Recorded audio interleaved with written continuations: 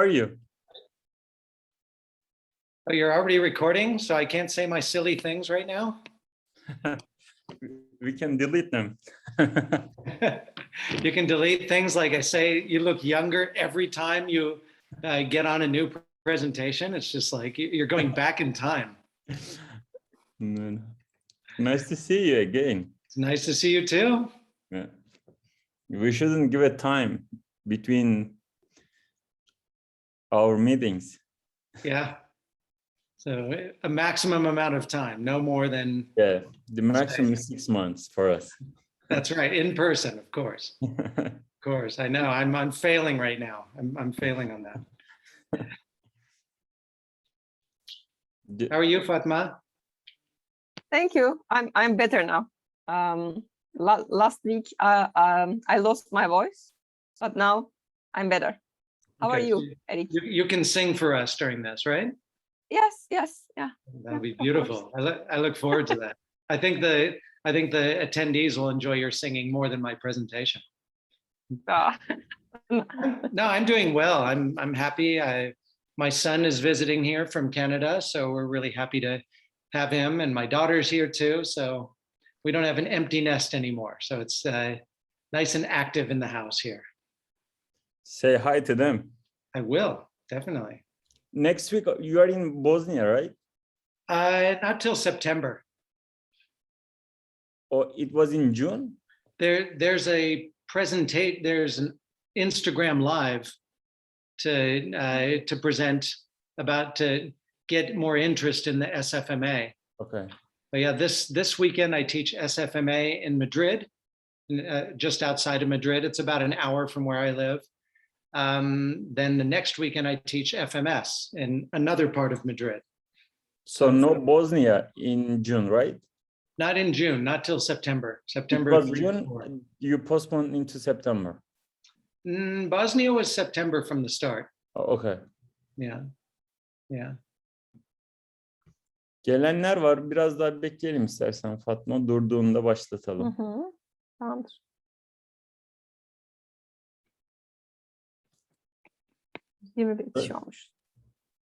We are still waiting. The people are coming in, so we just want to wait. Wow.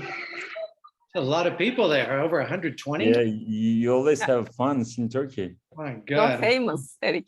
The pressure's on. I better present something good. If you guys start getting bored, we'll just see the numbers deteriorate and just go down.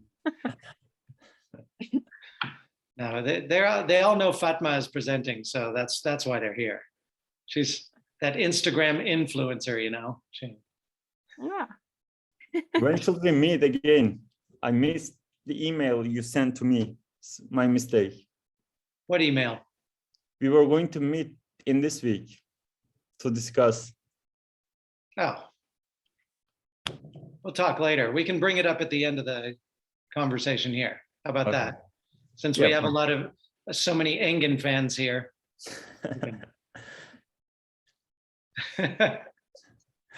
I miss you guys too, Masum. Masum is here. No. Sanırım bu kadar olacak. Hoş geldiniz hepiniz. Bu akşam FMS ve SFM eğitmeni, FMS ailesinden Erik Lazar'la birlikteyiz. Belki tanıyanlarınız var içinizden, eminim eğitimlerine katılmış webinarlardan ya da FMS ya da SFM, FCS eğitimlerinden. Bizim için çok değerli bir insan öncelikle. Fatma, sen Erik'i tercüme edebilirsin. Kendisi bizim için çok değerli insan olarak. Aynı zamanda Madrid'de bir üniversitede osteopati okulunda karyoprakti okulunda eğitmenlik öğretim görevlisi. Buradaki karşılığı.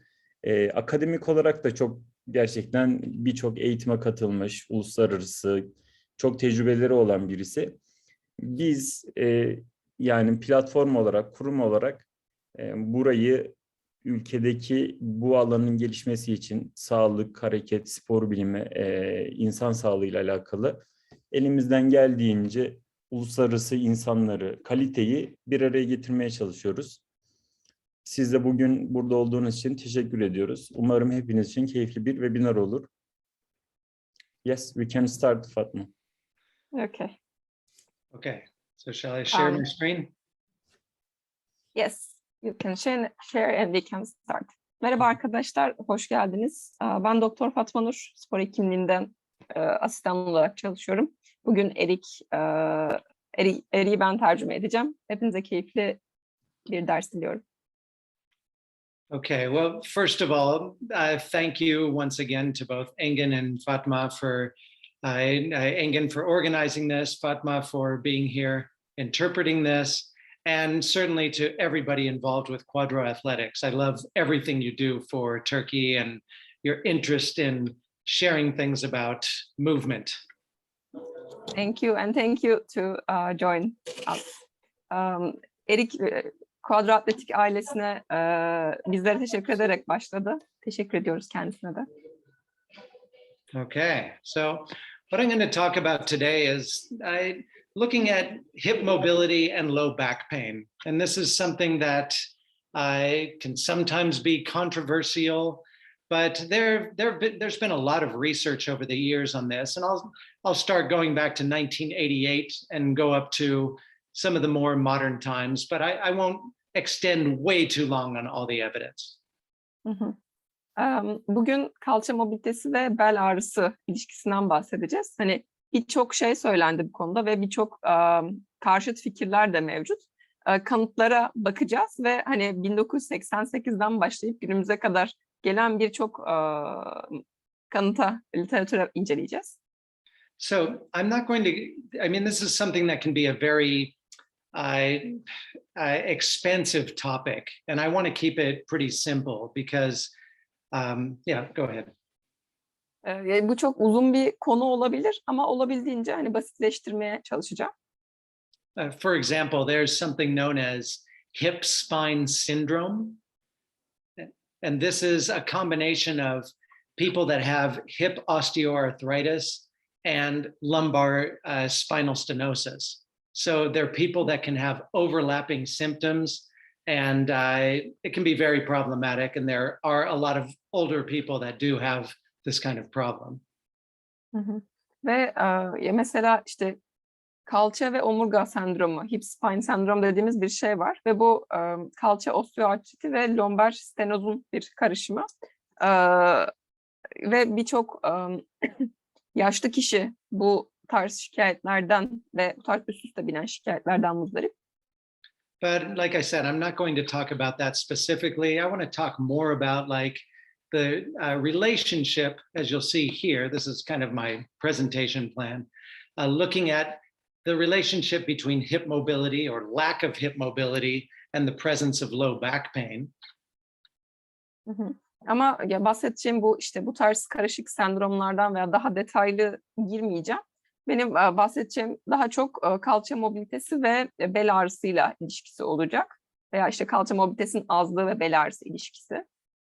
Okay, and then so I'll go through some of the evidence, and I'll probably be talking about my clinical experience some during the presentation of the articles, but I'll go a little bit more in depth about what I do. It'll be shortcuts to what I do, but it'll give you some ideas on how I like to look at hip mobility and low back pain.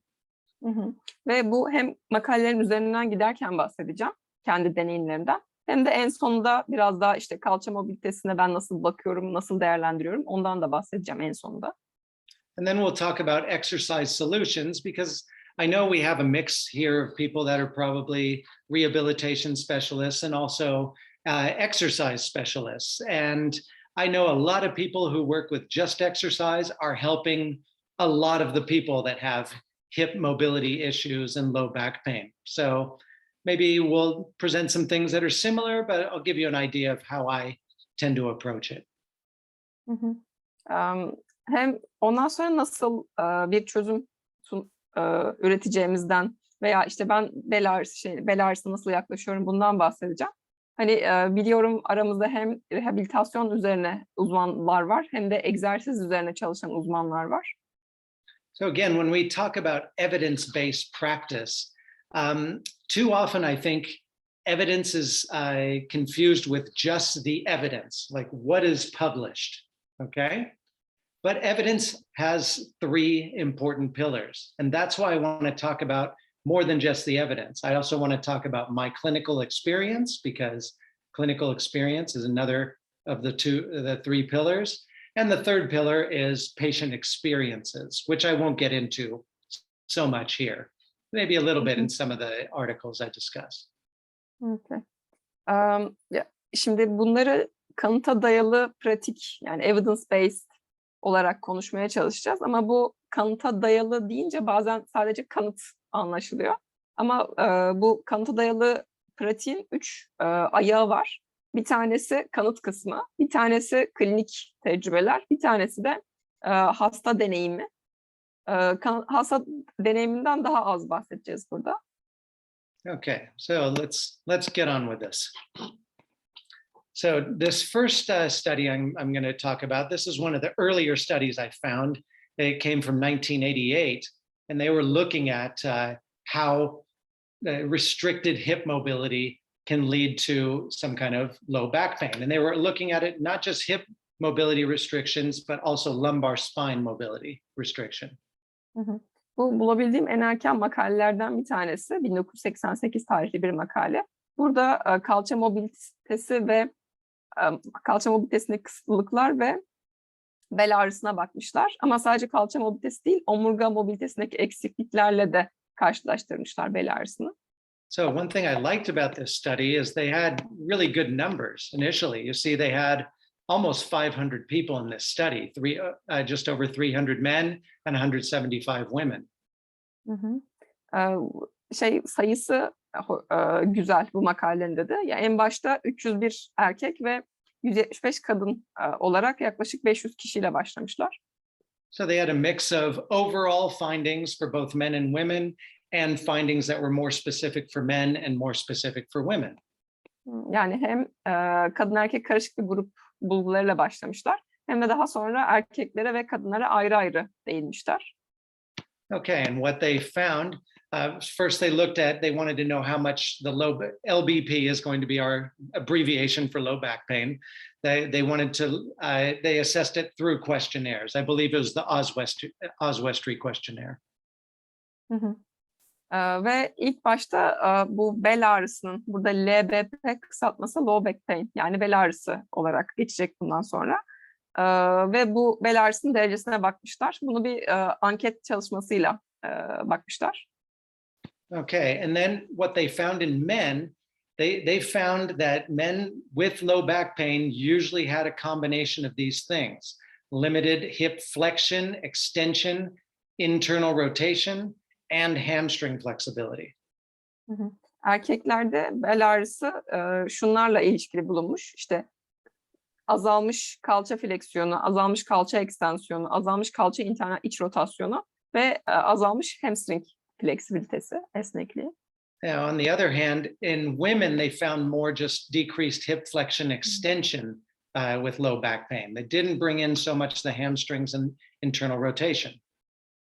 Ama kadınlarda bu bel ağrısının azalmış kalça fleksiyonu ve azalmış kalça ekstansiyonu ile ilişkisini bulmuşlar. Hani bu iç rotasyon ve hamstring esnekliğine bahsetmemişler. Now I can tell you through clinical experience and seeing a lot of different hips and low backs, I see findings very similar to this. Especially, you notice the difference here. The men have limited internal rotation and hamstring flexibility. I see that on a regular basis. And I'm talking about everyday patients. Ve hani burada kendi deneyimden bahsedeceğim. Benim bulgularım da buna benzer. Yani her gün gördüğüm hastalarda, yani kalça problemi olan erkek hastalarda azalmış iç rotasyon ve hamstring esneklik kaybı görüyorum. Now again, these are just patterns that I see a lot, but it doesn't mean that everybody, you have to assess every individual and treat your findings. But these are very, very common findings. Yani herkes için geçerli değil ama hani yani kendi bulgularınızı değerlendirip ona göre tedavi etmeniz lazım. Ama bunlar oldukça sık karşılaştığım bulgular kendi günlük pratiğimde de. So part of my interpretation is that we have not evolved very much since 1988. Bir kısım yorumum da şöyle, 1988'den beri çok da gelişmedik. If anything, I think we're just getting worse because we spend way too much time like what we're doing right now, sitting in front of screens. Evet. Ve hani 1988'den beri daha iyiye gitmiyoruz. Çünkü uzun süreler oturarak, şimdi şu an yaptığımız gibi ekran başında geçiriyoruz. So that's my message to feel free to stand up and walk around during this presentation. Ve bu da benim size mesajım olsun. Hani rahat rahat kalkın dolaşın bu mesaj sunum sırasında. Okay, and then the overall correlations they found between hip and lumbar spine mobility. So usually there were limitations in this combination of hip flexion and extension and lumbar rotation. Okay. Ve kalça fleksiyon ve ekstansiyonundaki azalmalar ve omurga lombar rotasyonundaki azalmaların bir kombinasyonuyla ilişkili bulunmuş. So let's go back to our joint by joint for a moment here. What we see is lumbar rotation is very limited by nature because of the shape of the facet joints. Burada joint by joint yaklaşımına tekrardan dönelim. Burada lombar rotasyon oldukça sınırlı çünkü bu fasetlerin diziliminden dolayı. Okay, and so if you have limited rotation, or let's say you have limited spinal flexion and extension and limited hip rotation, that's usually going to demand too much rotation in the lumbar spine. And I find that frequently at a clinical level. Limited lumbar flexion and extension, right? Yes, that's a little bit different from what it's saying here exactly, but I'm saying in my clinical experience in general, I'm finding a lot more like that the lack of rotation going on in the hips tends to be made up for in the spine. Okay. Yani klinik tecrübemde şöyle karşılaşıyorum genellikle. Yani omurgada fleksiyon ekstansiyonda bir kısıtlılık var. Kalçada rotasyonda bir kısıtlılık var ve bu kalça rotasyondaki kısıtlılık genelde belden sağlanmaya çalışılıyor. Belden rotasyon olarak sağlanmaya çalışılıyor. Okay, I just saw a hand come up. Was there a question here? Or do we want to save that for later? Whatever you like. I think we are too many people, so it's best that we had questions at the end. That sounds good. Okay. Let's go on to Gülcan another. Bey, okay, just let me briefly explain. Gülcan Bey, el kaldırmışsınız. Sorunuz mu var bilmiyorum ama 180 kişi kadarız şu an ve sorularınızı lütfen not edin ve en son soru cevap kısmında soralım kendisine. Okay, so let's look at another interpretation here. Thanks for saying that, Fatma. Let's look at another interpretation here, looking at low back pain relationship with movements of lumbar spine in the hip. Yine bir makalemiz daha var. Bel ağrısı ve lombar omurga ve kalça hareketleriyle ilişkisine bakmışlar. So this looked at a combination of not only low back pain, but also limited straight leg raise. Burada sadece bel ağrısına değil, aynı zamanda düz bacak kaldırmadaki kısıtlılığa da bakmışlar. And see how that affected movements of the lumbar spine and the hips in 3 planes. Especially the hips in 3 planes. Ve bel ağrısı ve düz bacak kaldırmadaki kısıtlılığın lombar omurgadaki ve kalçanın 3 boyutlu anatomisindeki hareketi nasıl etkilediğine bakmışlar.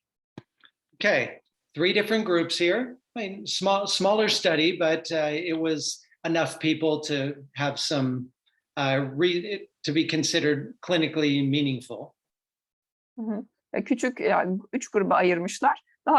Daha az sayıda katılımcı var ama klinik olarak anlamlı olmasına yetecek sayıda kişi içeriyor. So here's our control group where I have no history of back pain or leg pain. Birincisi kontrol grubumuz. Bel ağrısı da yok, bacak ağrısı da yok. Okay, then we had a group, the largest of the 3 groups with low back pain, current low back pain, but not a limited straight leg raise. İkinci grupta bel ağrısı olan ama bu aktif bacak kaldırması kısıtlı olmayan kişiler. And then the third group that had both back pain and limited straight leg raise. Ve üçüncüsü de hem ağrısı olan hem de hareketi kısıtlı olan kişiler. Okay, so what they performed. So this is very similar to for anybody out there who's taken SFMA.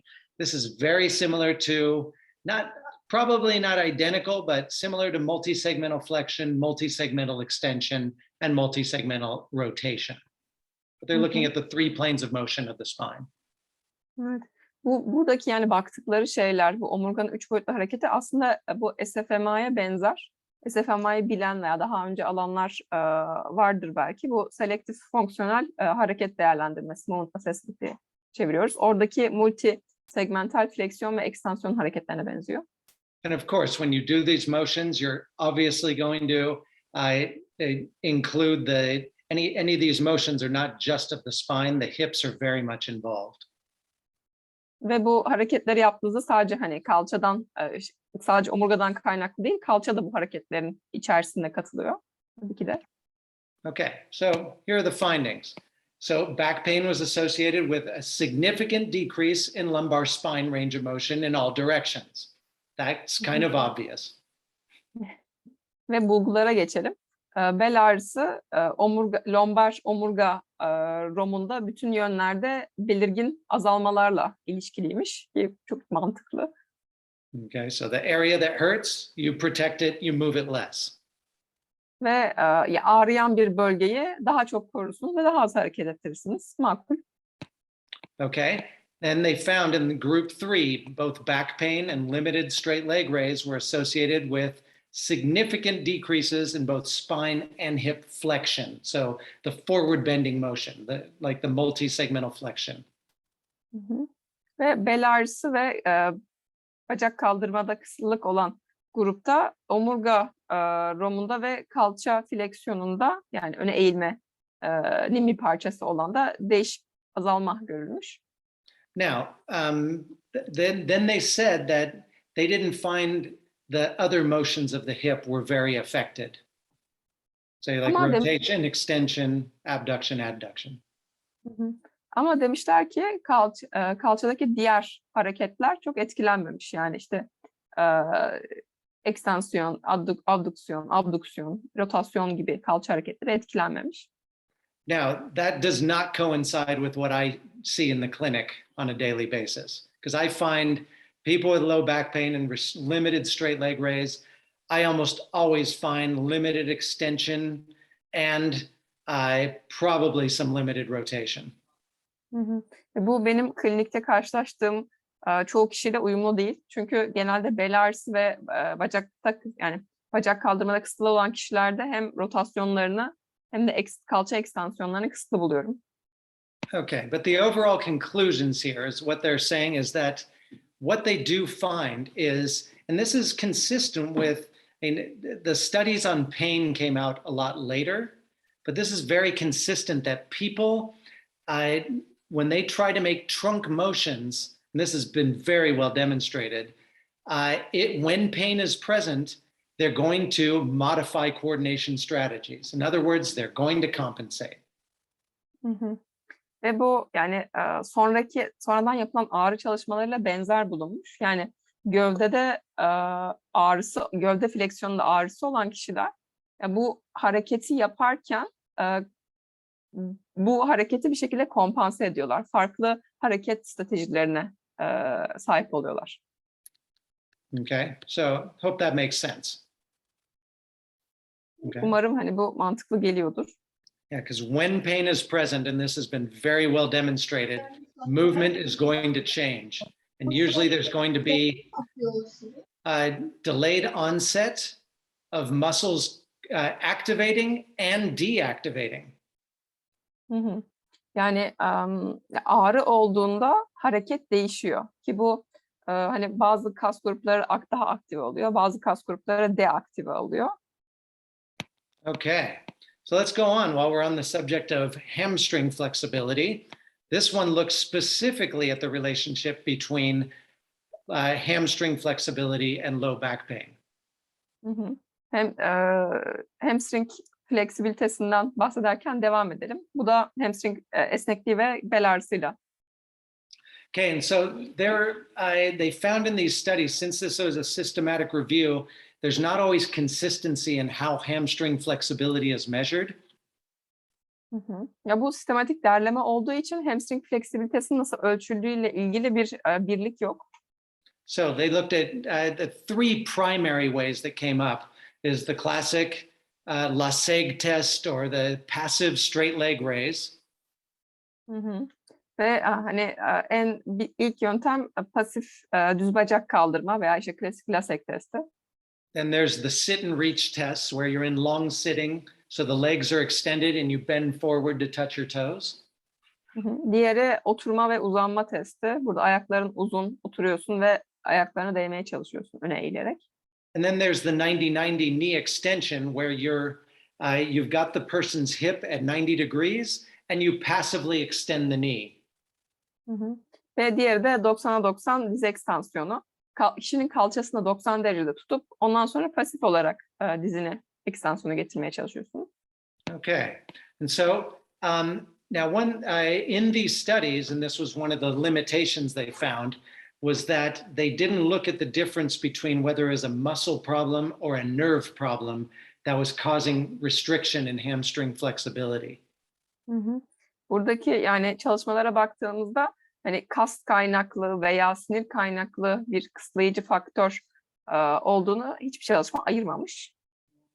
Okay, and so in the end, this is one of those studies saying like typical of a systematic review with meta-analysis. It's like because of a lot of low quality studies, we can't make any clear conclusions. This was just, so it was published electronically 2019 and it came out published officially in 2021. Hı hı. Yani bu bir derleme ve meta-analiz olduğu için hani demişler ki çalışmalardaki yani yöntemsel kalitenin az olması ve işte aradaki ilişki çok belirsiz olduğu için hani belli değil sonuç demişler. Ve bu çalışmada 2019'da hani çıkmış ama 2021'de en son yayınlanmış. Okay, so I would agree with that I find that's too limiting. If you're going to predict people are going to have low back pain because of poor hamstring flexibility, that's not enough. You need a lot more findings to really support that. So that's why I see how this evidence is not so clear. Yani, ya hani ben de şeye katılıyorum yani bir kişinin hamstringlerinin kısa olması o kişinin bel ağrısı yaşayacağını çok tahmin etmede yardımcı olmuyor. Bunu söyleyebilmek veya bunu da yorum yapabilmek için daha çok bulguya ihtiyacınız var. Okay, so let's keep going. Next study we got here out of, and this was published in 2020. This came out of Iran, and it's also looking at hamstring flexibility and extensor muscles of the lumbar spine, especially during a trunk flexion task. Hı hı. Burada İran'dan gelen bir çalışma hamstring fleksibilitesine bakmışlar ve ekstensor kasların aktivitesine bakmışlar. So trunk flexion task basically bending forward. Trunk fleksiyonu, gövde fleksiyon dediğimiz basitçe öne eğilme testi. Now, in this particular study, they hypothesized that the hamstring flexibility so if somebody's really tight in their hamstrings, at least the sensation of being tight, it's going to alter the way they bend forward. So it'll alter the behavior of the trunk extensor muscles as they bend forward. Hı hı. Yani eğer bir kişi işte hamstringleri kısaysa veya kısa olmasa bile hamstringde bir gerginlik hissediyorsa bu kişi öne eğilirken kişinin öne eğilme mekaniklerini değiştirecektir. Okay, so and this looks specifically at 30 female university students. So you already see there's a potential limitation here. It can't be generalized to the entire public. Ve burada baktıkları kişi normal kalça mobilitesine sahip 30 üniversite öğrencisi kadın kişiymiş. Ve bunu da hani genel popülasyona genellemek doğru olmaz. Okay, and so what they looked at here, they did that what I call the popliteal angle test, that 90-90 position where they straighten the knee, and if the knee, it's considered normal if the knee goes to less than 20 degrees. So between 20 and 0 degrees of knee extension, that's considered a normal test. Hı hı. Burada bu 90'a 90 diz ekstansiyon testini yapmışlar. Burada ben buna popliteal açı diyorum. Okay. Kalçayı 90 derece getiriyorsun ve dizi ekstansiyona getirmeye çalışıyorsun. Eğer arada yani ekstansiyona gelmesi arasında 0 ile 20 derece açık kalıyorsa bunu normal demişler. Exactly. Okay, so and what they did, they looked at the electromyographic activity of the spinal erectors, and they also looked at the posterior lower extremity. So they looked at the hamstrings and the gastrocnemius muscles. Hı hı. Ve hem omurganın spinal erektör kaslarına bakmışlar, EMG aktivitesine, hem de alt ekstremite posterior aktiviteye bakmışlar, yani kalp kaslarına bakmışlar. So I like how they looked at the entire posterior chain and didn't limit it just to what's happening in the hamstrings and the spinal extensors. Hı hı. Ve bu çalışmanın hani sadece belli bir kas grubuna değil de arka zincir kaslarının tümüne bakmasına hani hoşuma gitti. Okay, and what they found, muscle activation, and this is what I was talking about before, and these are not people with pain, okay? But they found a kind of behavior that was similar to people in pain, and that muscle activation and deactivation were delayed in people who had more limited hamstring flexibility. Hı hı.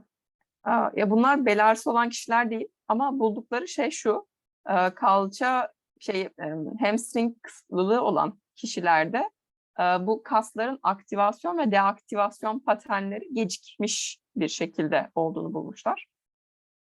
So I'm seeing this guy Gulkan is very excited. He's raising his hand continuously.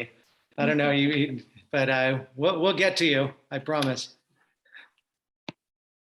Okay, let's go on here. Let's look at hip range of motion impairment and low back pain. This was another literature review that also came out of Iran. Hı hı. Bu da 2015'te İran'dan gelen bir literatür derlemesi. Yine kalça rotasyonu ve bel ağrısı ilişkisine bakmışlar. Okay, and so this one was looking a little bit more at specifically rotation and its effect on hip rotation. So internal rotation separate, external rotation separate, and the total rotation arc, and see that effect on low back pain. Hı hı. Ve kalça internal rotasyonuna ayrıca bakmışlar. Kalça eksternal rotasyonuna ayrıca bakmışlar ve kalçanın total rotasyon hareket açıklığına bakmışlar ve bel ağrısını değerlendirmişler. Okay, so these are the primary conclusions here. Found strong link between low back pain and limited hip rotation, full rotation, and especially when they isolated hip internal rotation. Hı hı. Ve temel bulguları şunlar olmuş. Bel ağrısı ve kalça rotasyon hareket açıklığı, yani bütün ROM'lar ve özellikle de kalça iç rotasyon hareket açıklığı ile ilgili kuvvetli bir ilişki bulmuşlar. Okay, and then they said, so they concluded with all this for this particular literature review. It wasn't quite as rigorous as some of the systematic reviews or the systematic review I presented before, but there's still a quality literature review. They found that people that are involved, especially in rotary sports or a lot of rotary activities, especially things that can be more explosive and you're doing repeatedly, that's going to it's going to more likely produce low back pain because you're relying more on lumbar rotation. Mm-hmm. Did you get that? I said a lot. Yeah. Basically what you see right there. Okay. Şimdi şöyle, ya bu sistematik bir derleme değil ama yine de kaliteli bir derleme ve bu derlemede buldukları başka bir sonuçta bu bel ağrısı ya da doğrusu spor aktivitesine düzenli olarak katılım sağlayan ve bu sportif aktivitelerde rotasyon hareketleri yapan ve tekrarlı rotasyon hareketleri yapan kişilerin bel ağrısı yaşama olasılığı daha sık bulunmuş. So I have to confess to a little bit of confirmation bias here, because this is kind of what I believe happens most often. It's just that limited, especially in people that are doing more repetitive athletic type of motions. if they're limited, especially in that hip internal rotation, they're usually going to start punishing their lumbar spine by getting excessive rotation in that area. Hmm. Ve ya burada bir hani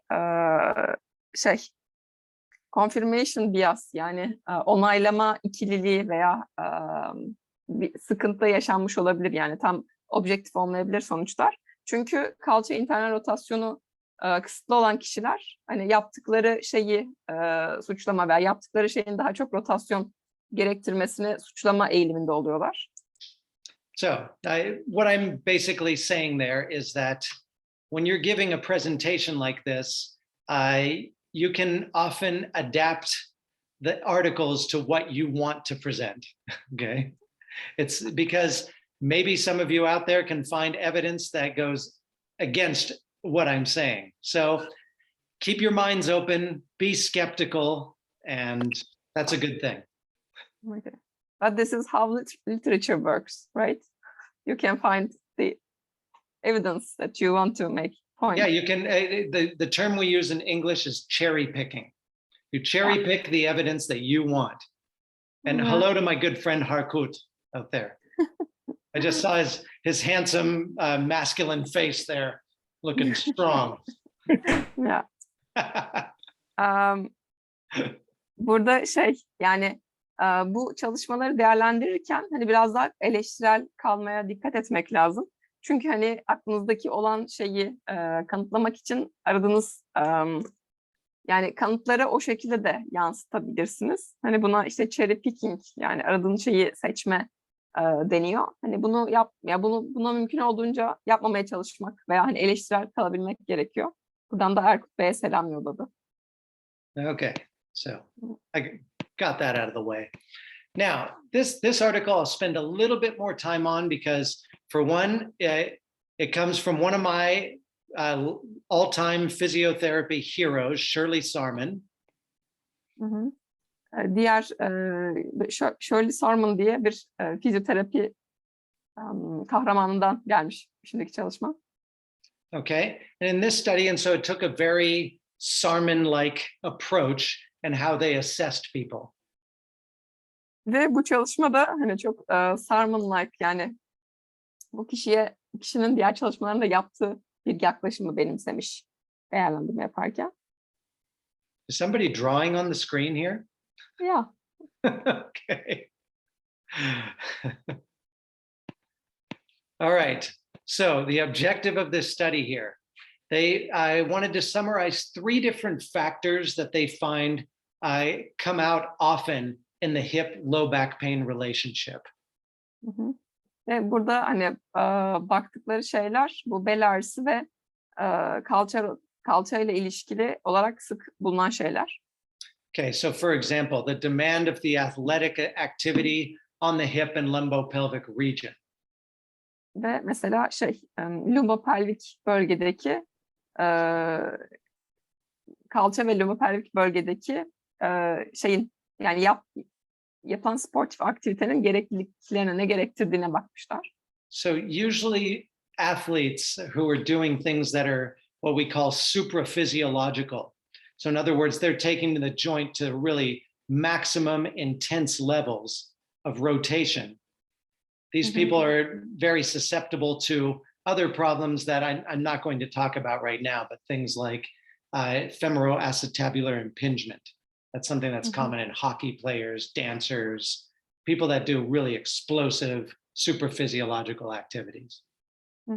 Ve ya bu kişiler genelde bu kalçalarını veya kalça eklemlerini suprafizyolojik, yani fizyolojinin getirdiğinin çok daha üzerinde kullanan, çok daha büyük açılarda kullanan kişiler. Mesela hokey oyuncuları, dansçılar gibi kişiler ve bunların yaşadıkları başka problemler de oluyor ve hani kalça sıkışması gibi.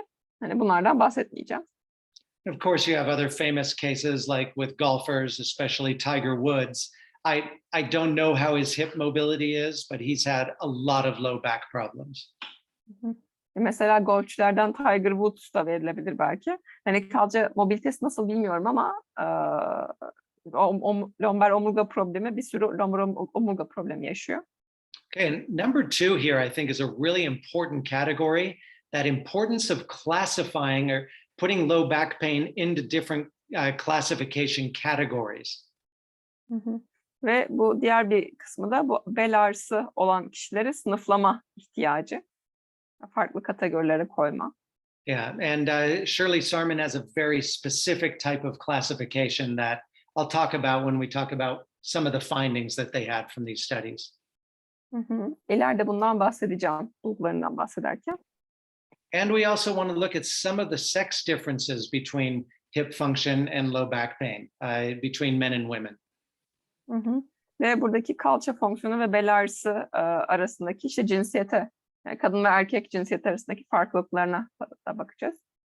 Okay, and so 3 groups here. So they looked at athletes with a history of low back pain who are regularly participating in rotation-related sports. Hı hı. Yine 3 grup var. Bir tanesi sporcular, bel ağrısı olan sporcular ve bunlar düzenli olarak rotasyon gerektiren sporlarla ilgilenenler.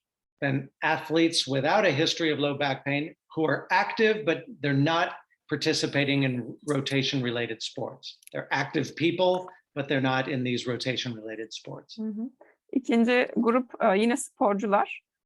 Bel ağrıları yok bunların ama bunlar yine aktifler ama rotasyon gerektiren sporlarla uğraşmıyorlar.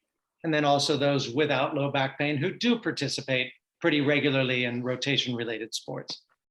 Ve üçüncü grupta yine sporcular, bel ağrısı olmayan sporcular ve bunlar da rotasyon gerektiren sporlarla ilgileniyorlar. And so let's show some of the findings they had here. So in the group, when they were looking at specifically hip rotation, okay? Hı hı. So activities that required full hip rotation, okay? Athletes with a history of low back pain usually displayed hip rotation limitations. Hı hı.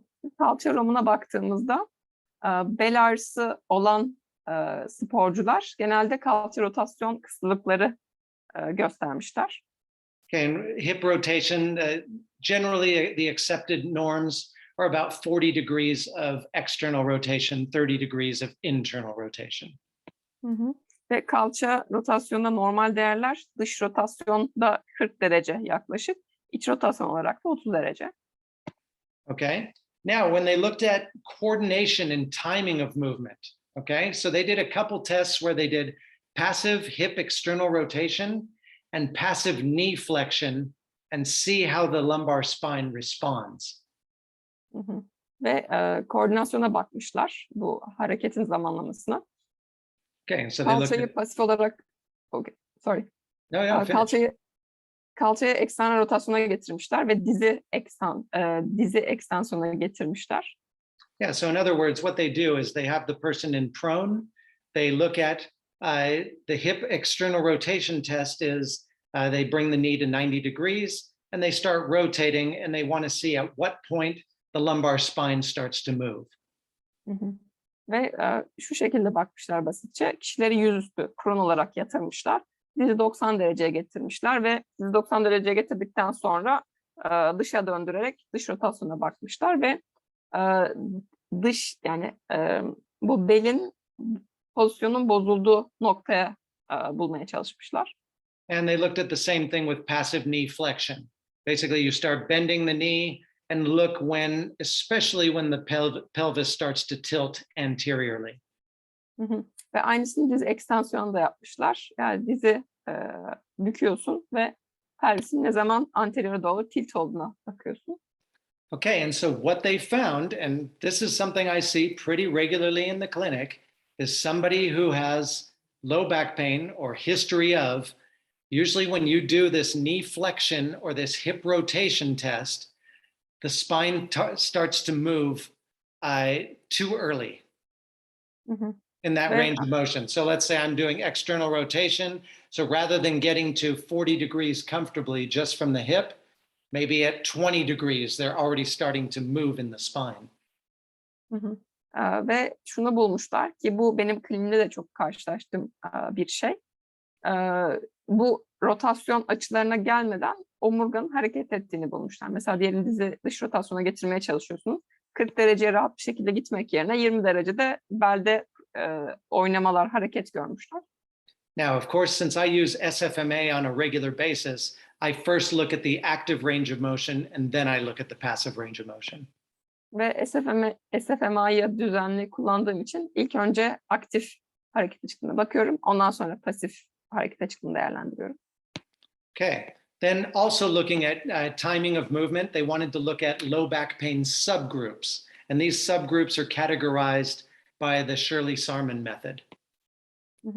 Ve ondan sonra hareketin zamanlamasına bakmışlar ve bunu bel ağrısının alt gruplarına da bakmışlar ki bu bel ağrısı da bu Shirley-Sarman metot tarafından alt gruplara ayrılmış. Okay, and so they had what was known as a lumbar rotation subgroup. In other words, people that experience pain more when you're doing lumbar rotation. Ve lumbar rotasyon alt grubu kişi, yani şu bel bölgesinden rotasyon yaparken daha çok bel ağrısına sahip olan kişilerin oluşturduğu grup. Okay, and so they found that timing of muscles between hip and the lumbopelvic area in that hip external rotation test, it's much more symmetrical in a group that has just a rotation problem compared to a group that has a problem with both extension with rotation.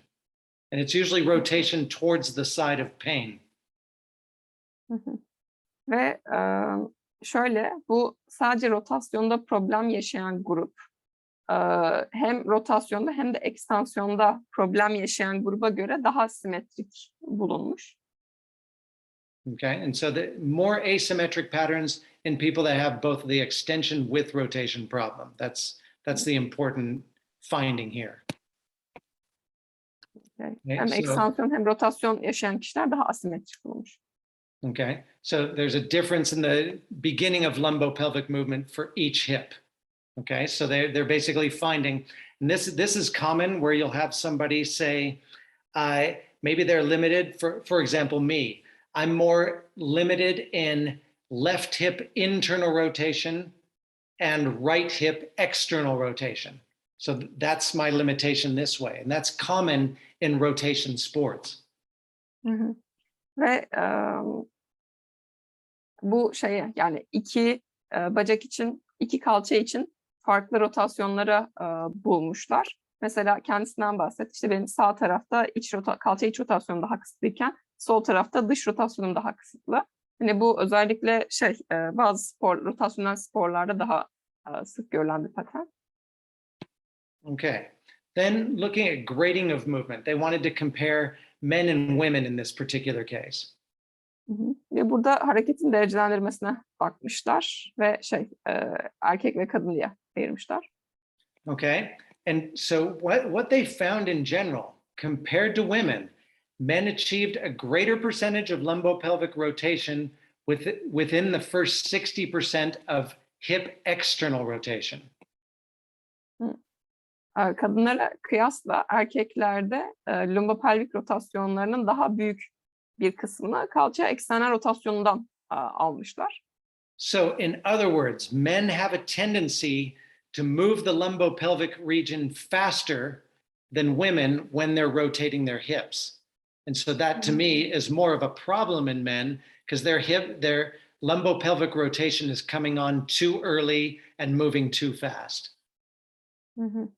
Ve ya bu şu demek oluyor, hani kalçayı rotasyona getirirken erkekler lumbopelvik bileşkeyi daha hızlı ve daha erken bir şekilde hareket ettiriyorlar.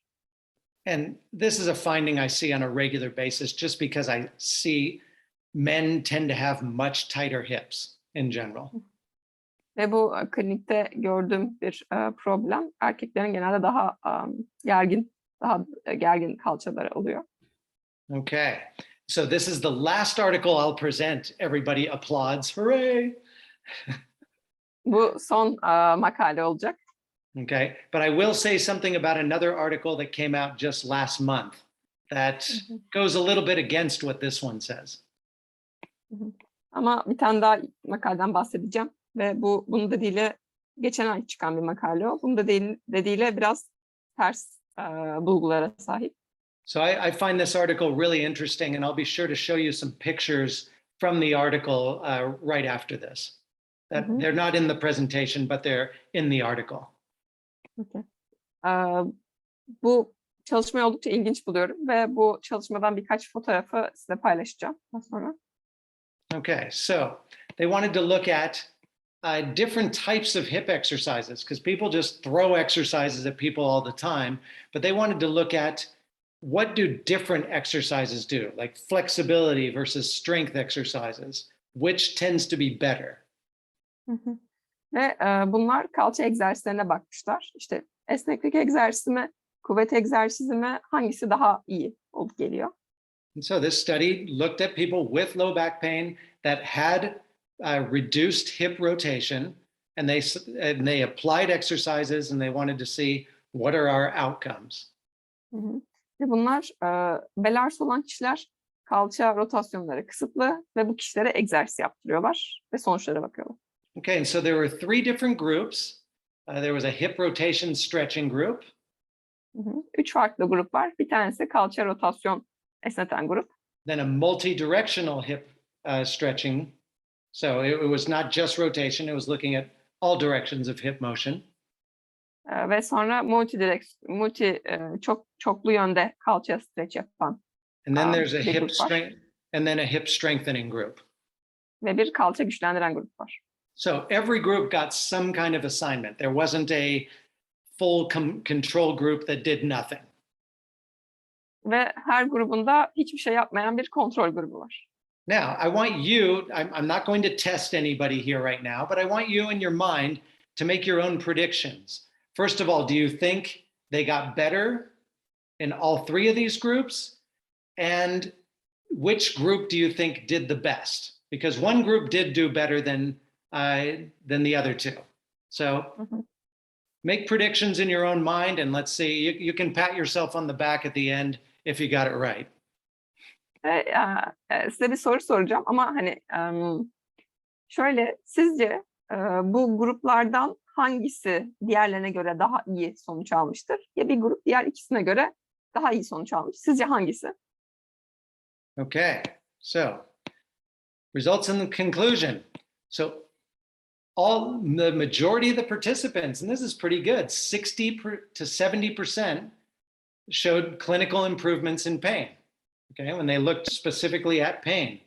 But it was only the hip strengthening group, so group number 3 is the winner, had 80% of the people show clinical improvements in function.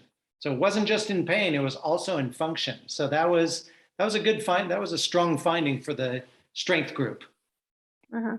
Ve yani bu katılımcıların çoğu, yani 3 grubun %60-70'de klinik olarak ağrı konusunda azalma sergilemişler. Ama sadece kalça güçlendiren gruptaki katılımcıların %80'i fonksiyonda bir klinik iyileşme göstermiş. Okay, and I saw a couple brave people there. Thought the second group would do the best, and I can understand that because when you're stretching, and it also depends on your own experience, right? It's very easy to think. So, for example, for my hips, not so much for low back, because I haven't really suffered low back pain much, but for hips, stretching them out really well has always served me well. Yani gerdirme diye cevap verenler olmuş veya ikinci grup daha iyi yapmıştır diyenler olmuş. Hani kişisel deneyimlerden de kaynaklanıyor olabilir bu. Mesela kendisi için de kalçamı gerdirdiğinde daha iyi hissediyorum dedi. So I'm just going to stop the share for a moment because I want to go to that study just to show people some of the things that they did. So where do I have it here? Right there. Okay, so stretch group. Here's the hip rotation stretching exercises. Can you see this okay? Yes, we can. Great. So look, this is one like doing hip medial rotation in a prone position. Kalça gerdiren grup kalça medial rotasyonu yapıyor prone pozisyonda. Held 30 seconds times 3. 30 saniye ve 3 kez yapıyorlar. Okay. Same thing for hip external rotation. Kalça dış rotasyon için aynısını yapıyorlar. Okay. So that was a pretty limited one. They just did those 2 stretches. So you can see why that group probably didn't do quite as well, but they did improve. Is this the first one or Yeah. the second one? Yeah, the first one was just those two. Second one starts here. Okay. Sadece birinci stretch yapan grup iç ve dış rotasyonda sadece bekletme yapmış. Okay, and so these exercises were performed 5 times a week, each 30 seconds times 3. Hı hı. Ve bu egzersizler haftada 5 kez 30 saniyeden 3'er kez tutularak yapılmış. Okay, so they did that classic figure 4 stretch here. Hı hı. Buradaki klasik figür 4 esnetmesini yapmışlar. Exactly. I knew you said figure 4 identically in Turkish. So, okay, Yeah. then there's, let me see, number 2 here was just hip flexion and adduction. So that she's pulling her knee up more towards midline rather than just knee to chest. Hı hı. Burada ya dizini sadece karnına getirmektense dizini daha orta hatta doğru getiriyor. Okay, and then doing the hip flexor stretch. And Hı hı. Fatma, do you think I would be critical of the way she's doing this? Yeah, probably. Yeah, because I think she's not stretching the hip flexors enough. She's going too much into her lumbar spine. Yeah. You've seen my half kneeling setup, so. Yeah. Burada kalça fleksörlerini esnetiyor. Ama şey dedi. Somebody gave it a check. Okay. Okay. Ama And then Erik also, buradaki şeyi beğenir miyim diye sordu. Yani beli fazla ekstansiyona gittiği için çok hoşuna gitmedi bu stretch. okay, then doing the seated like cross leg stretch like that. Ve diğeri de çapraz bacak esnetme yapmış. And then doing a standing groin stretch like this. Daha sonra bu şekilde ayakta dururken kasık yani kalça esnetmesi yapmış. And then the classic butterfly stretch. Ve klasik kelebek esnetmesi yapmış. And then finally the 2 exercises that were done from the first group. Ve yine ilk grubun da yaptığı esnetmeleri yapmış. So I would think compliance would be difficult. 8 exercises, 5 times a week, 30 seconds times 3 on each side. That's a good time commitment. Evet. Yani haftada 5 kere 30 saniye tutarak her hareketi 8 egzersiz 3 kez tekrarlamışlar. Oldukça fazla bir zaman ayırmaları gerekmiş. Yani. Okay, and then finally in the strengthening group, they did clams here with a band between the knees. So that strengthening hip abductors mostly and external rotators. Ve kuvvet egzersizlerine de bu midye kabuğu klem egzersizini yapmışlar. Kalça abduktörlerini ve eksternal rotatörlerini kuvvetlendiren bir egzersiz. 2 sets of 15. 2 set ve 15 tekrar yapmışlar. Okay, prone hip external rotation with a TheraBand. Yüzüstü yatıp TheraBand'la kalça eksternal rotasyon çalışmışlar. Okay, side lying hip abduction. So basically just going straight leg abducting. Yan yatarak kalça abdüksiyonu yapmışlar. Quadruped hip extension. Bekleme pozisyonunda kalça ekstansiyonu yapmışlar. Single leg stance. Ve tek ayakta duruş yapmışlar. Okay, then those hip rotation motions, but with really good control. So making sure the motion really happens just from the hip, but they want to keep it there, holding it in that position for 30 seconds without pelvic rotation. Hı hı. Ve bu yine kalça iç rotasyonu yapmışlar. Dış rotasyonu yapmışlar. Ama bu da hani hareketi kontrol ederek ve kalçadan gelmemesine. Yani sadece kalçadan yaparak. So this really explains why this group did so much better. They did more exercises, plus they also progressed them at weeks 3 and 4. Yani bu grubun neden daha iyi olduğunu söylüyor. Çünkü hem birçok egzersiz yapmışlar hem de 3. ve 4. haftada ilerletmişler egzersizleri. So you see they got to single leg bridges, single leg squats. Tek bacak köprü, tek bacak squat yapmışlar. And also a lateral step exercise. Ve lateral adım egzersizi yapmışlar. And doing like this stork motion here, that rotation. Ve bu stork egzersizini, dönüş egzersizini yapmışlar. Okay. So you see, there are a lot of different exercises they looked at there. Okay, so back to my presentation. Let's see, where are we now? So let me tell you a little more about my clinical experience. And I'm not saying that this is the answer for everybody. This is just what I see on a daily basis with patients. Hı hı. Ve hani kendi klinik deneyimden bahsedeyim. Hani bu benim genelde klinikte hastalarla gördüğüm sık paternler. Now, this is not an exhaustive list. This is just the typical ones I find that are usually around that low back area. Hı hı. Bu hani uzun bir liste değil. Sadece benim bu genellikle bu bel bölgesinde bulduğum bulgular. So I find a lot of people, when they do multi-segmental flexion, that lumbar lordosis does not reverse. It stays in lordosis. Ve şöyle lomber fleksiyon yaptıklarında çoğu kişide lomber lordoz düzleşmiyor. Lordozda kalıyor. Ön eğildiğinde de. And I frequently find the same thing even in an unloaded position. So when they are in a quadruped position and they rock back onto their heels, I find that a lot of times the curve does not reverse. It still stays really flat or even extended. Hı hı. Ve hani bu işte çocuk pozisyonuna gelip arkaya doğru esnediklerinde bile bu eğimin yani bel eğrisinin değişmediğini görüyorum. Now, again, this is my experience when I see people with low back pain.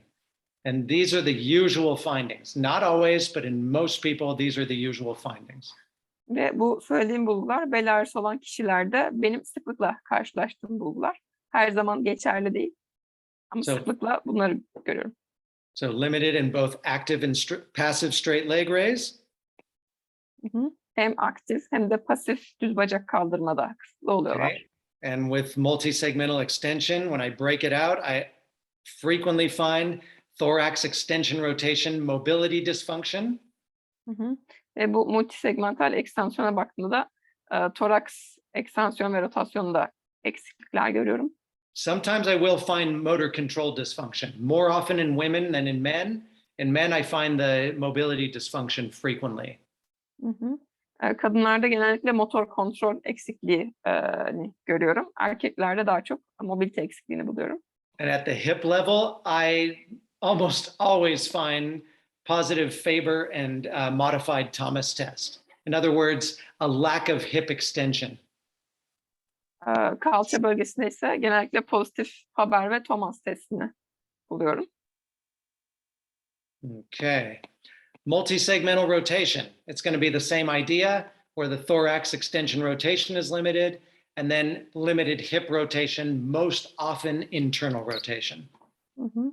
Multisegmental rotasyonda da yine torakstaki ekstansiyon ve rotasyonu kısıtlı buluyorum. Ve kalça rotasyonu da kısıtlanmış buluyorum ve sıklıkla da bu iç rotasyon oluyor. So based on joint by joint, we want to have good thorax extension rotation. We want to have good hip rotation and extension. And if those are lacking, frequently the poor victim is right in the middle, the low back, and it suffers. Yep.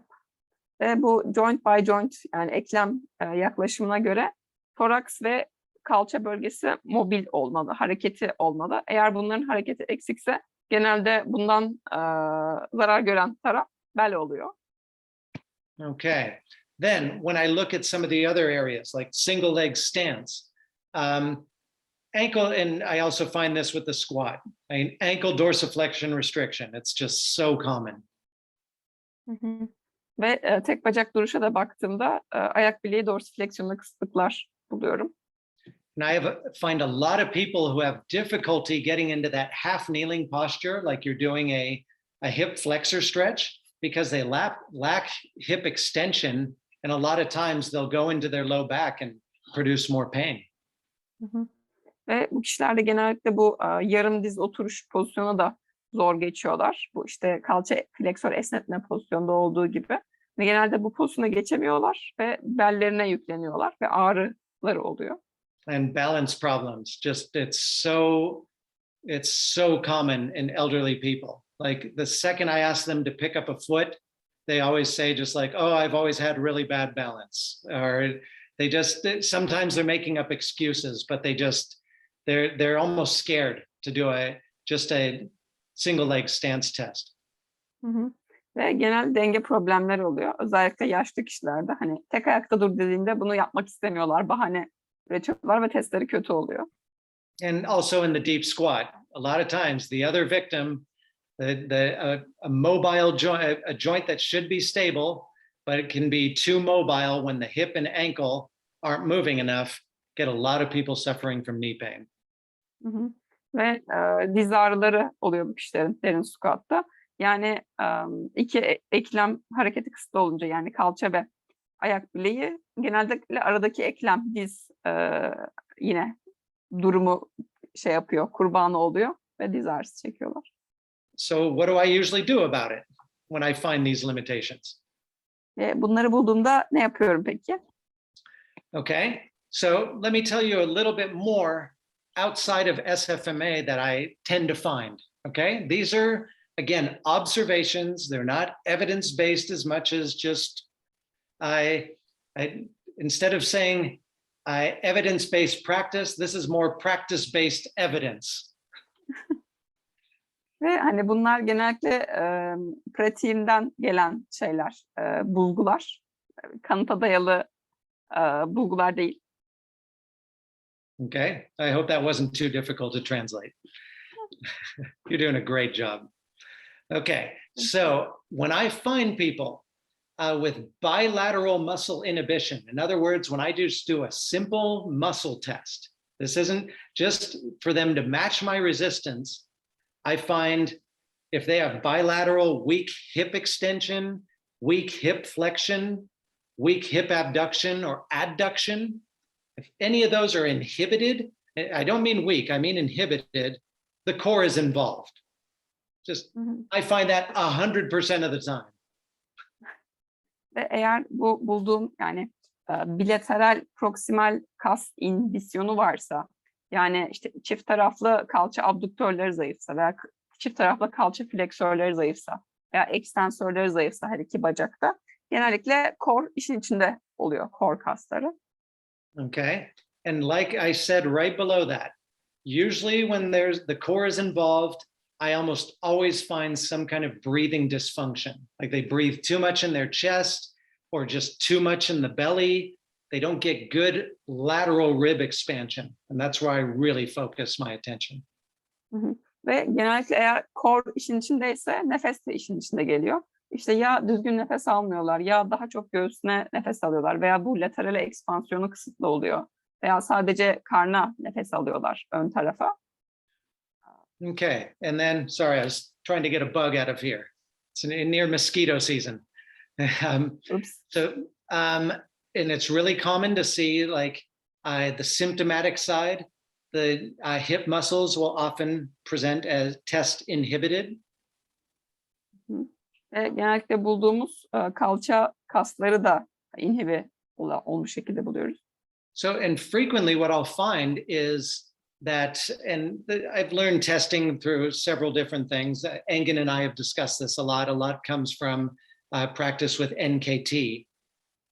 NKT, what was that? Neurokinetic therapy. Ve hani bu test etmenin birçok yöntemini kullanıyorum. Ve birçoğu da bu NKT dediği nörokinetik teoriden geliyor. So for example, let's say somebody has left low back pain, and then I find an inhibited, I find inhibited hip flexors, okay? Ve diyelim ki sol tarafta bel ağrısı olan bir kişi ve kalça fleksörlerine zayıf buldum, inhibe buldum. So a lot of times the distal part of the leg will be compensating for those inhibited hip flexors. Like they'll have overcompensation in tibialis anterior, for example. Ve genellikle diyelim ki kalça fleksörlerine inhibe buldum. Genellikle burada daha distal kaslar bu eksikliği kompanse ediyorlar. Ve bu kişilerde mesela daha aktif kalça tibialis anterior kasını buluyorum. And I may find just the opposite on the backside. So let's say they have inhibited gluteus maximus bilateral or unilaterally on the painful side. Ve diyelim ki ağrıyan tarafta da arka tarafta gluteus maximuslarını yani tek taraflı inhibe buldum. I'll often find something like gastrocnemius or soleus compensating for an inhibited gluteus maximus. Uh-oh. The gastroeric. Can you hear me? It's. Okay. Okay, can you hear me? Yep, loud and clear. Yeah. I think my connection is not working well. So, did you say that gastrocnemius and soleus are overactive? Yes, not always, but in many cases, I will find one of those muscles compensating for gluteus and inhibited gluteus maximus. Okay. Ya şöyle diyor, yani bu gluteus maximus inhibe olan kişilerde sıklıkla bulduğum bir şey. Gastrocnemius veya soleus kaslarının birisinin veya her ikisinde bu eksikliği kompanse etmek için daha aktif olduğunu buluyorum. Okay.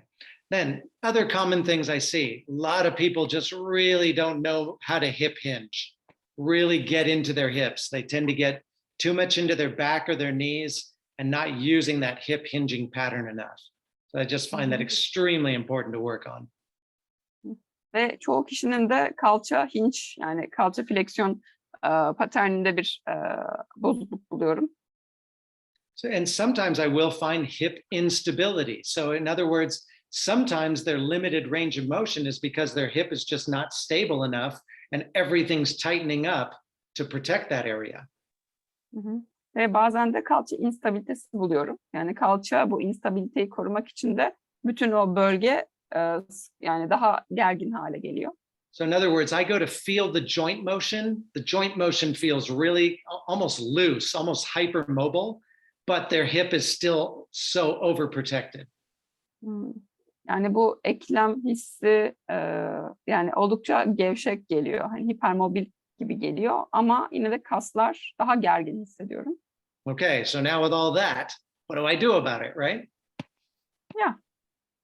So from an exercise point of view, of course, I'm going to use manual therapy techniques. I'll always start with the manual therapy techniques, but then I want to exercise them, okay?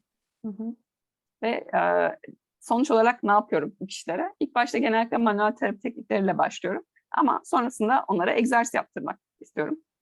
Okay, so I really want to get people, not everybody, like I have some patients, there's no way I'll ever get them in the half kneeling posture. They just, they have too many structural changes. They can't do it.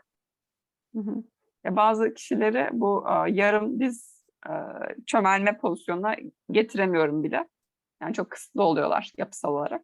But getting somebody in a good, solid half kneeling position, it does a couple things. It stretches the hip flexors. Ama bu yarım diz çömelmenin çeşitli faydaları var. Bir tanesi işte kalça fleksörlerini esnetiyor. And what I mentioned before about hip instability, this is a great way to get loading into the hip and teach that person to load through their hip and not just depend on other joints so much. Ve bu yine tek bu pozisyona getirmek kalça eklemini yüklemek için iyi bir pozisyon. Okay, and then when I say disassociate the upper extremities, sometimes I'll try to combine the half kneeling posture with getting a little bit of thorax extension rotation. Ve üst ekstremiteyi disosiye etmek, yani ayrıştırmak deyince bu pozisyonda şeyi ekliyorum, toraks ekstansiyon ve rotasyonunu ekliyorum. Okay, I want to get people working on that hip hinging strategy, get good at hip hinging and really learn to get deep into their hips when they're pushing backwards without losing their foot position. That's hard for people. Ve bu hip hinge, kalça hinge tekniklerini iyileştirmek istiyorum. Ki bu da kalçasını geriye atarken dengesini kaybetmeden ve ayak pozisyonunu bozmadan yapabiliyor olmaları demek. Okay, also need to get people, and so many people are afraid to flex their lumbar spine because they're afraid they're going to herniate their discs. But people need to learn how to flex the lumbar spine. Of course, I'm going to be careful if somebody has a really, what we call a hot disc, something that they could get flared up very easily from doing flexion. I'll stay away from it, or I'll do it in a unloaded position. Hı hı. Ve çoğu kişi hani işte fıtık olmak istemedikleri için veya fıtık olmaktan korktukları için lomber fleksiyon yapmaktan çekiniyorlar. Tabii ki de şeyde yani diskleri daha aktif olan böyle daha kolay alevlenebilen kişilerde dikkatli olmak lazım. Yani onlara ben genelde yüksüz, yük altında olmadan başlatıyorum. But easily my favorite lumbar flexion exercise is in quadruped, where the person, it's kind of like the angry cat stretch, but where you put a TheraBand around the lumbar spine and tell the person to really push into the TheraBand to feel flexion in that area. Hı hı. Ve ya sevdiğim egzersizlerden bir tanesi emekleme pozisyonunda işte kedi egzersizi gibi. Bunu yaparken lombar bölgesine bir teraband doluyorum ve bu terabanda itmesini istiyorum bu fleksiyona getirirken. Okay, and then of course working on ankle dorsiflexion, and oftentimes eversion is limited. So I may work on a combination of those. Hı hı. Ayak bileği dorsifleksiyona bakarken eversyon da genelde kısıtlı oluyor ve bunun bir kombinasyonuyla çalışıyorum genelde. And so, and like I mentioned before, combining something like half kneeling and thorax extension rotation, I'll try to get that more involved, maybe in more functional tasks as well, teaching people to rotate in various postures where they're getting their hips and thorax involved. I mean, ideally, you want to get the ankles, hips, and thorax involved, because those are the three areas that really need mobility and many people lack. Hı hı. Ve bu yani yarı oturur postürde diğer fonksiyonel hareketleri sağlamaya çalışıyorum ve genellikle kalça, ayak bileği ve toraksı işin içine katmaya çalışıyorum. Çünkü genelde bu bölgelerin mobilitesi çoğu kişinin eksik olduğu kısımlar oluyor. Okay, and the next slide, this is my students in my classes, this is usually their favorite slide because they know it's the end of the presentation. Bu slide genelde öğrencilerin en sevdiği slide çünkü sunumun bittiğini işaret ediyor. Now, I wanted to mention that a recent article came out in the Journal of Orthopedic and Sports Physical Therapy. Hı hı. JOSPT.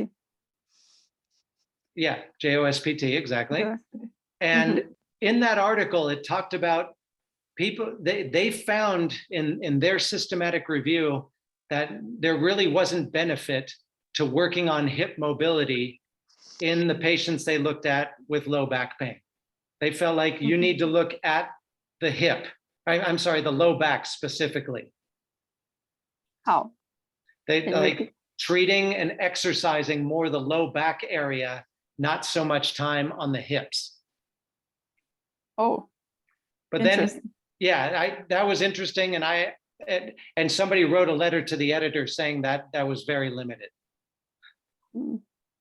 Yani bu JOSPT'de işte son yeni yayınlanan bir sistematik derlemede yapılmış. Yani kalçaya çok fazla odaklanmayın, beli kuvvetlendirin denmiş. Sonra birisi de hani ama bu birisi de editöre mektup yazmış. Demiş ki ama bu biraz kısıtlı değil mi? And that article came out at the end of 2021, and unfortunately, I wasn't able to get the full text of it. I wrote to the authors to see if I could get it, but they haven't responded to me. Okay. Ve hani bunun full tekstini edinememiş. Yani yazarlarına yazdım ama daha bana dönmediler dedi. Now, this is one of those cases where I'm going to, as far as the evidence goes, I'm going to go more with my clinical experience than I am based on one article. Hı hı. Ama yani tek bir makaleden temel almaktansa klinik deneyimlerimden yola çıkıyorum. Because these findings to me, they are so consistent and so common. I'm not saying it's in everybody, but of course I'm always going to treat and exercise what I find. So if somebody's lacking mobility, what do I want to do? I want to improve that mobility. It's one thing I love about taking that kind of functional approach. Like if that's missing, this is what we want to give back to you. And that's my general approach in rehabilitation. Ve genellikle yani değerlendirmede, muayenede bulduğum şeyleri tedavi ediyorum. Benim yaklaşımım bu şekilde. Eğer işte bir mobilite eksikse o mobilite eksikliğini geri kazandırmaya çalışıyorum. Okay. So let's see. I'm going to start with answering a question here because it's in English. Is that okay? Yeah. You Okay. get bonus points for writing a question in English. All right. So Evet, this is sorulara from, geçebiliriz. Which one? this is from I think it's Altan Kan Eren. Altan Can. Altan Can. Altan Can Eren. I'm sorry, Altan Can. Okay. Oh, that almost sounds like Elton John. I love it. Yeah. That's how I'll remember your name. From now on, you're Elton John. All right. So I'm sorry, Elton John. Elton John. Okay. I have two hernias in lower back, fourth and fifth vertebrae. Okay. So probably L4-5 and L5-S1. Also, my left groin has tiny multiple rips. I played 2 years in football as punter and kicker. Wow. So American football, I assume. Okay, where should I start to exercise first, groin or hernia part? Oh dear. Okay, well, you're going to hate this answer, but I'm going to say it depends. Answer. I don't know. Do you want to say something, Altan? I think it's not Altan. No? Okay. Anyway. So the reason I say it depends is because I would really have to evaluate you and just see how, first I want to see how you move. How is your movement? That to me is, I always have to start there. Go ahead. Hı hı. Şimdi Altan Can Bey'in sorusundan başladı. Çünkü İngilizce yazdığı için ondan başladı.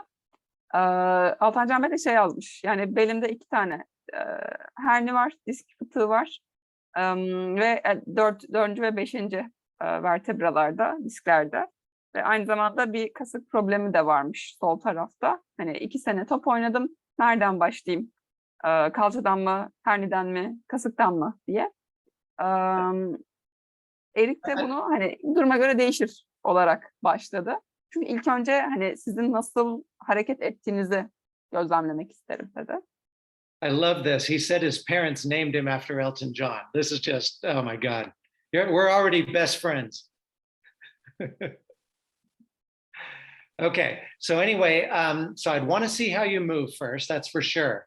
I'd need to know like how irritable this is. Like if one forward bend is something that produces pain very easily, like you're very flexion intolerant, I'd maybe take a little bit more of a McKenzie approach and look at, okay, maybe extension is something that can improve. But it would totally depend on your movement presentation. Yani işte hareket paterninize bağlı. Yani öne eğilmek çok fazla ağrılıysa hani McKenzie yaklaşımını kullanarak hani ekstansiyonu geliştirebiliyor muyuz diye bakarım. Ama nasıl hareket ettiğinize bağlı. Greetings, Mr. Lazar. It's me, Elton or Altan or John. Greetings, Elton John II. Actually, it happened to me after a bicycle accident. It was like 10 years ago. And after that, I continued playing football. And then in university with our pro team, I played 2 years as punter and kicker. As you know, in a kicker position, you need to kick the ball as far as you can. So it doesn't have a limit. So I pushed myself hard in the trainings. So then I got my groin ripped apart. Oh my God. But they told me that it is not necessary to have a surgery in here. You have tiny but multiple rips right there on your left groin. And also I had 2 hernias from that bicycle accident. But what happens to me right now, it's not that much painful, but when I exercise, like when I try to strengthen my back part, it really became numb. It becomes numb, and the other part is when I wake up, when I cough, sometimes I feel a bit pain on my back, on the lower part. Well, most likely, I would probably begin more with the low back, just because any signs of, there's some neurological signs there, like the numbness. That to me just says that really needs attention first. So I follow very much the Maitland approach, where I really want to centralize symptoms first. So I want to make sure you don't have numbness, and I don't like that idea that, and also with coughing, that's something that's very discogenic pain. So I really want to try to get those things under control first, and then work my way a little bit more distally. Okay. What did you say, Eric? Maitland approach when you say? Maitland. It's an Australian type of approach that where it's really important. This is a combination of Maitland and Mackenzie. Mackenzie comes more out of New Zealand, but there's a very important focus on when the low back is involved, you want to try to centralize symptoms first. You don't want anything that's potentially neurological or irritating the peripheral nervous system. Okay. Ya bu hem Mackenzie hem de Maitland yaklaşımdan bahsetti. Ve şöyle biraz Altan Bey kişisel bir sorundan bahsetti ve hem de bu egzersiz yaptığında oluşan bir uyuşmadan da bahsettiği için, ki bu bir nörolojik sisteme ait bir yakınma oluyor. Ve hani Erik de dedi ki ilk başta o nörolojik semptomu veya daha santral bir problemi, santral yaklaşımla tedaviye başladım dedi bu vaka örneğinde. Okay. Thank you. I see another question in English here. You can go on. Okay. So is there any connection between FMS scores, especially in active straight leg raise, deep squat, and inline lunge in terms of hip mobility and low back pain? In your clinical experience, did you see any potential low back pain or even injuries in people who had 2 or less scores on FMS? Those people would not do some corrective or mobility exercises in order to increase the range of motion and mobility of hip and ankle. Does the possibility of having low back pain increase? Okay, I don't know if you needed to read that or translate any of that. You can explain and I can interpret both. Okay, so, I mean, I'll be honest, more often so, it wouldn't be so much the 1s and 2s, it would be the people that present with FMS 0s. So in other words, if they do any of those positions, whether it's active straight leg raise, deep squat, or inline lunge, or any test within FMS that produces pain, that gives me, let's say in the low back, if any of those produce low back pain, I, as a physiotherapist, do a lot more SFMA. And so I'm looking to see, do I reproduce pain with the SFMA? Those tests are much less demanding. And people with low back pain, I almost always reproduce pain with either multi-segmental flexion, multi-segmental extension, and or multi-segmental rotation. Is that too much? No. Okay. You're doing it great. Burada şey demişler, FMS skorları, ya özellikle düz bacak kaldırma, dip squat veya inline lunge'da kalça mobilitesi ve bel ağrısıyla ilişkisi var mı demişler. Hani klinik deneyimimize göre hani işte FMS'te 2 veya daha az skor alan kişilerin bel ağrısı yaşama potansiyeli nedir gibisinden.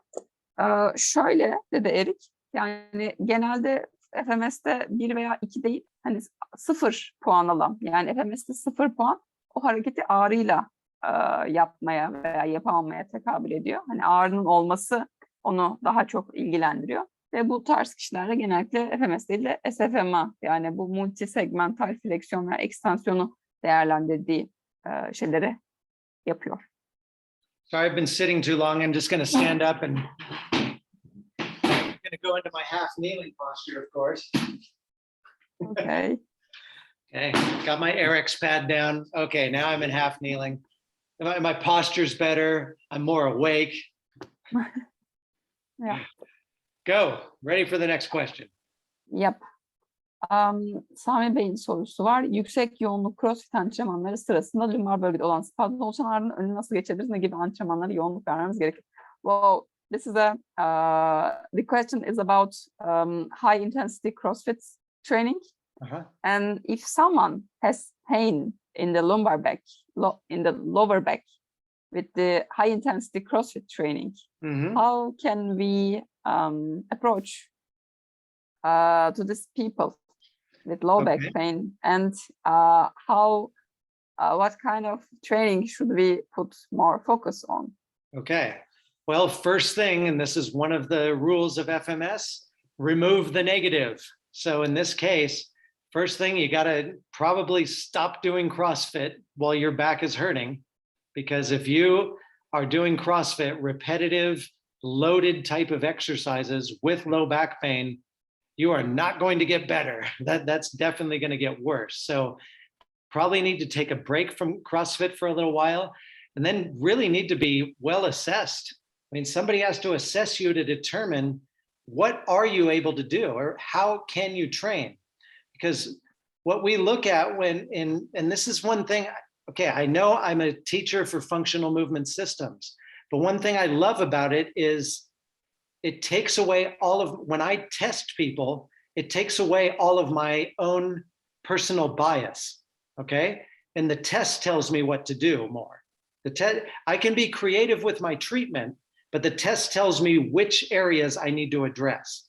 And so I can't just advise somebody, do this training instead. Oh, you don't need CrossFit, you need Pilates. I don't know that. I really have to assess them and then give my reasonable professional judgment based on that assessment. I hope that's a reasonable answer. We'll see. It's honest. Yeah, we'll see. Sami Bey'in sorusunu cevapladık. Ya şöyle, CrossFit antrenmanları sırasında bel bölgenizde ağrı oluyorsa, dedi ki ilk önce ya FMS'in de temel prensiplerinden bir tanesi bu, remove the negatives. Yani olumsuz olan şeyleri çıkartın. Eğer CrossFit antrenmanları yapmak bel bölgesinde ağrı oluşturuyorsa CrossFit antrenmanı yapmayı bir süre bırakmanız gerekiyor. Çünkü hani CrossFit antrenmanında hem ağırlıkla yüklü bir şekilde egzersiz yapıyorsunuz, hem de bunları tekrar yapıyorsunuz. Ki bu iyi gelmiyor. Yani bu ağrıyı tetikleyen şeyi sürekli yapmaya devam ederseniz bir ilerleme kaydedemeyeceksinizdir. Hani CrossFit yapmayın, pilates yapın veya başka bir şey yapın direkt diyemiyorum. Ama genel iyi bir değerlendirmeden hani geçmeniz gerekiyor ki hani ona göre bir profesyonel bir öneride bulunabilmek için. Okay, I got another question in English. So, Yes. Okay, and this is from Eda. Did I say that right? Yes. Okay. That's right. So Eda says, I have diagnosed with femoroacetabular impingement, mixed. Okay, so that's usually two deformities in there. That's usually affecting both the femur and the acetabulum. Okay, on the right hip. Okay, I'm anxious if I have it on the other side in the future, because doctors said it is possible to have it later on the other side. Doctors told me to have surgery, shaving the head of the femur, because I am young, I'm 39, but I didn't because I got terrified. Understandable. You should be afraid of surgery. It's a scary thing. I started to strengthen my glute and hamstrings since last year, and pain is gone. Good work. Then last week, I had a training program. I was sitting all day for 5 days, and pain has come back. Should I rethink surgery? What is your approach on this? Thank you. Okay. Well, again, this is my approach. I'm not saying necessarily what the evidence says, but my approach would say I always consider surgery a last resort. Only do it if there's just no other way. Like people I've known with femoroacetabular impingement that really need surgery, their quality of life is now horrible. They have practically no hip, their hip mobility is very, very limited, especially rotation. And it's mainly a quality of life issue. It sounds like you at 39, you found a really good exercise program that helped you. And because of one incident from 5 days of too much sitting, I would go back to what worked before and then maybe have it evaluated a little bit more and see if you could, I'd really want you to work on a lot of hip hinging. I think hip hinging is a really important thing. And see whatever you could tolerate it. See if we could start loading it without you having symptoms. If we could do that, I think that's way better than getting surgery. That would be my humble opinion. Thank you so much. You're quite welcome, Eda. And I hope you can avoid the knife at all costs. Yes, I will. Thanks, Eric. I have an experience about the hip impingement because I have the same problem. So I can give my feedbacks to the Eda. In your That's case, okay. I think you should get surgery right away, Engin. You just better get in there, go right to the surgeon. I think we had a webinars with this one, and one of our friends who has a good surgeon in the hip, especially his interested area is about femoroacibular impingement. So Fatma knows him. Şimdi şöyle Eda Hanım, yani femoroacibular impingement çok sık görülüyor. Aslında toplumun %30'una kadar var ama çok az kişide semptom gösteriyor. Bunlardan en önemli semptom sebeplerinden bir tanesi gerçekten de psikosomatik sebepler. Eğer altta yatan bir stres faktörü varsa o stres faktörünün ortaya çıktığı dönemlerde beden en zayıf yerinden o şikayetlerini göstermeye başlıyor. Mutlaka öncesinde hani bu bir şey değil ama stresli olduğunuz dönemde herhangi bir şeyden dolayı da bu semptomlar tetiklenmiş olabilir. İkinci önemli bir faktör yani benim kendi tecrübem sonuçta benim de bir dönem iki taraflı özellikle daha fazla femoroacibular impingement'ım var ama klinik şikayetlerim daha azdı. Dönem dönem tekrarlıyordu 3 ay boyunca. Ben de fizyoterapi gördüm ama burada esas olan şey eklem santralizasyonu. İyi bir fizyoterapistin özellikle hani ben burada fizyoterapist arkadaşlar için şiddetle önerebilirim. DNS prensiplerini, eklem santralizasyonunu sağladığınız zaman ve vücudun uygun mekanikte çalışmasını da hani öğretmeye başladığınız zaman şikayetleriniz geriliyor ve eklem hareket açıklığınız da artmaya başlıyor. Ama mekaniğiniz bozulmaya başladıkça eklemin teması artıyor o yuvasında, asetebulumda. Dolayısıyla arttığı zaman da bir şekilde rotasyon hareketlerinde ağrınız çıkmaya başlıyor. Eğer İstanbul'daysanız Çapa'da Fatma Hanım'ı bulabilirsiniz. Evet, O İstanbul'dayım. yardımcı olur, yönlendirir de Gökhan abiye. Diğer Çok taraftan sevinirim. eğer siz egzersiz uzmanıysanız, fizyoterapistyseniz de bizim yapacağımız DNS egzersiz eğitimine ben mutlaka kendi sağlığınız için katılmanızı öneririm. Tamamdır. Burada katılan arkadaşlar da var. Çünkü çok can sıkıcı bir şey. Ben kendim yaşadığım için ve gerçekten de hareketinizi kısıtlıyor arabadan inerken çıkarken. Hani benim izimde bir ay, 2 ay içerisinde eğer semptomlarda gerileme olmazsa tıraşlanacağını söylemişlerdi klinik olarak. Neyse ki ben yırttım şu ana kadar çok şükür. Diğer taraf, bir kere ameliyat olsanız bile bir tarafınızdan sanırım ameliyat olmuşsunuz. Yok olmadım. Ben pilates ve yoga eğitmeniyim bu arada. Mobilitem yüksek. Burada şöyle bir yanılgı var. Mobilitenin yüksek, belki bu sizin mobilitenizi zorluyor olmanız, range'inizi zorluyor olmanız bu ağrıyı tetikliyor olabilir. Santralizasyon dediğimiz şey, eklem santralizasyonu bambaşka bir kavram, terim ve yaklaşım. Eklemin yükünün az olması, etrafındaki kapsüler ligamentlerin işte yumuşak dokunun az zorlanmasının da anlamına geliyor. Belki yaptığınız şeyler tetikliyor da olabilir yoganın içerisinde. Çünkü Evet, bıraktım yogayı zaten. Evet. Yani aşırı zorlanma pozisyonları var. Limitlerinizin üzerine çıkıyor olabilirsiniz. Evet. Çok geçmiş olsun. Ama çok teşekkür ederim. Toparlayabilir. Efendim? Yani dediğim şeylere dikkat edilirse toparlayabilir. O eğitiminizi tekrar söyleyebilir misiniz? DNS, dinamik nöromüsküler stabilizasyon, ama onun bir sürü şey var yani. Yogasını da yaptık geçen yıl. Kadın sağlığı, klinik ve egzersiz kursları var. Ama sizler için yılda 1 ya da 2 kez egzersiz diye düzenliyoruz.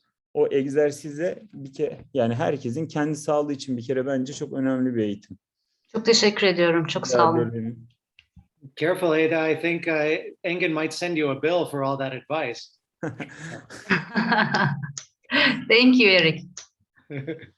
He sent her to me, Eric.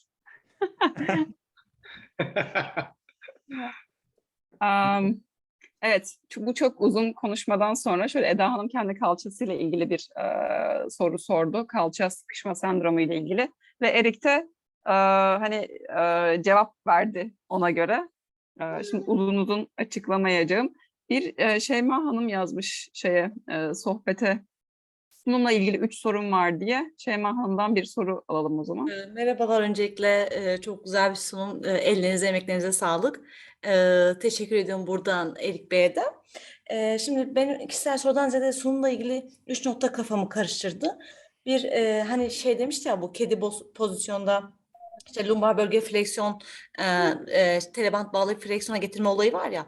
Yani tam olarak o egzersizi gözümde canlandıramadım ama şu an kabataslak hani kedi pozisyonda biz telebandı lumbar bölgeye koyuyoruz. Deve oluyor galiba. Deve oluyor, Aynen. evet deve oluyor. Hani Aynen. dirençli aslında dirençli deve yapıyoruz ama hani özellikle bu egzersizin seçilmesi sebebi ne? Çünkü biz bu egzersizi hani başka pozisyonlarda da çok rahat yapabiliriz. Yani telebanda değil atıyorum bir ağırlıkla, kum torbasıyla. Hani spesifik bu egzersiz diğerlerinden daha mı iyi? Yani bu yüzden mi bunu önerdi? Birinci sorum buydu. İkinci sorum da bu hip Tamam, hinge. şöyle teker teker ilerleyelim mi? Unutmayın. Tamam. Okay, she has 3 questions. And Erik, she says thank you first. You're welcome. And the first question is about your preference about starting to teaching lumbar flexion with cat position. Can you show how you Absolutely. Sure.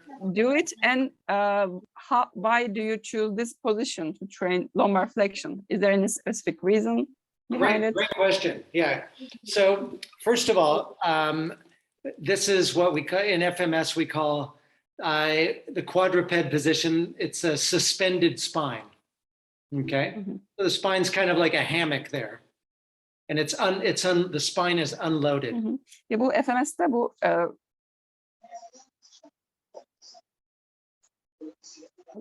I lost the last part. Yeah, so the spine's suspended and it's like a hammock. Okay. Yani FMS'te bu pozisyona omurganın asılı olduğu pozisyon diyoruz. Sesim geldi mi bilmiyorum. Omurganın asılı olduğu pozisyon. Bir hamak gibi yani oluyor. Okay, so let's see. I think you can see me okay here. Yeah. That's all right. Okay, so I take the band. It has to be the gray Cook band. Okay. Yeah. Can be any TheraBand. So I just pull on it like this. Okay, and I'm in this position here. I breathe in, and so now I'm putting on a good amount of tension. And when I exhale, I can feel where I need to move. Otherwise, I tend to flex way too much in the thoracic spine. This helps me get that motion here without having excessive load on the spine. Yani hareketi bu şekilde yapıyor ve beline koyup bandı elleriyle sabitlediğinde nefes alıyor ve nefes verirken de bu omurga fleksiyonuna çalışıyor. Bu şekilde bandı kullanmak hani fleksiyonun çoğunu torakstan yani göğüsten yapmayı değil de belden yapmasını garanti ediyor. Seyma, could you see that okay? Anladım. Çok güzelmiş o zaman. Hocam diğer soru da şu. Hani dediler ya, slide'da geçiyordu. Hip hinge stretch tekniği var demişti. Hani bu nasıl bir şey? Yani ne yapıyor tam olarak o kısmını anlayamadım ben. Hip hinge stretch bu egzersiz, evet. Egzersizde o kısmına biraz böyle bahsetti. Hani tam olarak ne yapıyor o kısmını tam anlayamadım ben. Okay. Eric, she's also confused with you mentioned that hip hinge technique. Yeah. How do you do, or how do you improve? There are a lot of ways. I'll show you the one that I find works most often. So let's see. Can you see me okay standing here? Yeah, you can see this part, right? Yeah. So, bu hip hinge'de en çok kullandığı ve işe yarayan genellikle tekniği gösterecek. I like to put my fingers like right at the level of my kind of the groin area. Ayakta duruyor ve ellerini bu yaklaşık kasık hizası civarına koyuyor. And then what I do, I'm going to bring this down a little just so you can see my knees also. As I sit back, I try to kind of pinch my fingers here. and the tibias are vertical. So I'm really pushing back with my hips, and my feet are staying in contact with the floor. I'm not falling back on my heels. So I want to avoid that. So looking at it a little higher, I want to get this kind of motion happening, then come back. And so pushing back, and when you come forward, you really want to finish, make sure you get that neutral hip extension without going into the low back. Yani bu hareketi gösteriyor. Şöyle ellerini kasık hizasına koydu. Arkaya doğru gidiyor.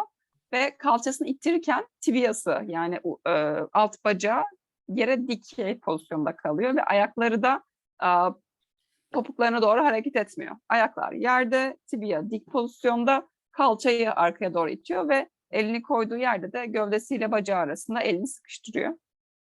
10,000 a day. Günde 1000 kere yapmanız gerekiyor bunu. More or less. Evet. 10,000 is okay. İş. Yani aslında burada gövdeyi devre dışı bırakıyoruz. Tamamen pelvis değil mi hocam? Çünkü gövde tamamen dikte. Yok bu hip hinge paternini eğitiyor. Tamam. Son olarak ben Evet. bu kısım benden kaynaklandı. Şu kısmı kaçırdım. Hani özellikle mobilite için biz dedik ya omurganın mobilitesi bel ağrıları için daha çok toraks ve ayak bileği mi dedi yoksa hani toraks ve kalça mı dedi bu bel ağrıları için? En çok hangisinin mobilitesini ilk başta ele almalıyız? Biraz zorlu bir soru. Bakalım.